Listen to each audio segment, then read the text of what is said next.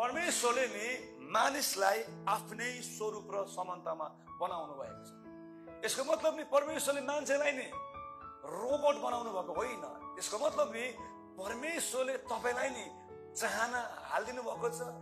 इच्छा सँगसँगै तपाईलाई परमेश्वरले नि निर्णय गर्ने क्षमता पनि हालिदिनु भएको छ।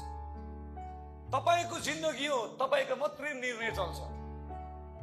यदि तपाईले नि बिग्रिने पक्का निर्णय गर्नुभयो भने नि तपाईको बाउले पिट्दा पनि हुँदैन।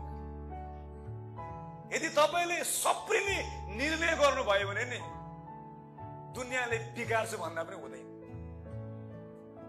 विवाह कोसँग गर्ने निर्णय हो, बाइबल पढ्ने कि नपढ्ने निर्णय हो, प्रार्थना गर्ने कि नगर्ने निर्णय हो, उपवास बस्ने कि नबस्ने निर्णय हो, प्रभुको आवाज सुन्ने कि नसुन्ने निर्णय हो, सुनेर मान्ने कि नमान्ने निर्णय हो, संगति जाने कि संगतिको दिनमा पिकनिक जाने त्यो पनि निर्णय हो।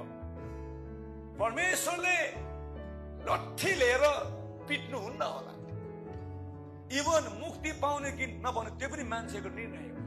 यदि परमेश्वरले मान्छेको निर्णयमाथि हस्तक्षेप गर्नु हुने भयो नि के कोही पनि मान्छेले अनन्त मृत्युमा जान्थ्यो?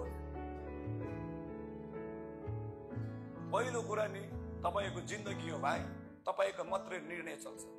तपाईको जिन्दगी हो बहिनी, तपाईको मात्रै निर्णय चल्छ। सो श्रीमतीले पनि निर्णय गर्नुपर्छ श्रीमानलाई आदर गर्ने कि नगर्ने। श्रीमानले पनि निर्णय गर्नुपर्छ श्रीमतीलाई प्रेम गर्ने कि नगर्ने। पास्टरले पनि निर्णय गर्नुपर्छ विश्वासीलाई काम चलाऊ वचन दिने कि मिठो वचन दिने। र विश्वासीले पनि निर्णय गर्नुपर्छ पास्टर बाउलाई आदर गर्ने कि त्यतिकै रेला नै उडाइदिने। यो निर्णय गर्नुपर्छ। आमेन, आमेन।